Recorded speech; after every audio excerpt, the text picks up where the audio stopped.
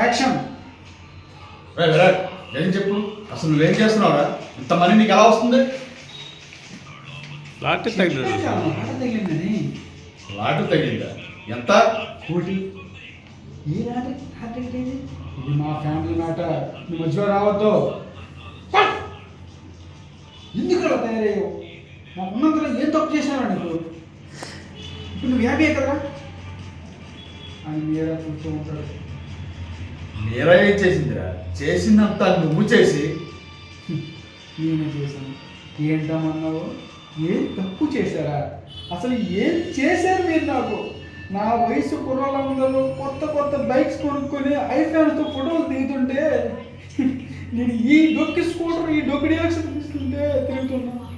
అందరు కొడుకులు ఫాదర్స్ అప్పులో దించుతుంటే కానీ నువ్వు మాత్రం నన్ను అప్పుల్లో ముంచేశావు. నాన్న అప్పుల్లో ముంచేశావు.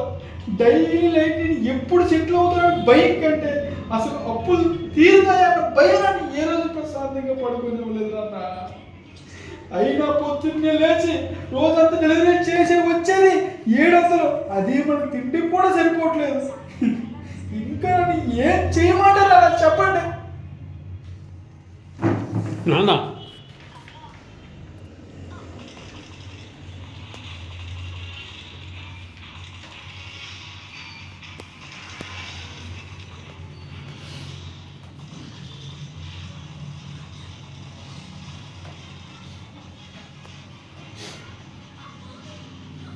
నువ్వు చెప్పింది కరెక్టేరా. జన్మిస్తే సరిపోదు కదా, తండ్రి అన్న తర్వాత చాలా చేయాలి. కానీ నీకు నేను ఏమీ చేయలేదు. ఎదుగొచ్చిన కొడుకు చాలా ఆశలు ఉంటాయి, తీర్చాలని నాకు కూడా ఉంటుంది. కానీ ఏమీ చేయలేని అసమర్థుడిరా. నన్ను క్షమించరా. విరాట్ అమ్మంటూ వీర కోపం చూసి ఇదంతా నీ వల్లే కదా అని వీర పడ్డానికి వస్తాను. ఫాదర్ చేయి పట్టుకొని ముందు నా ఇంట్లో వచ్చి పోరా. అంకుల్ మీరా వద్దమ్మా, వాడిని కరెక్ట్ కాదు, పోనీ.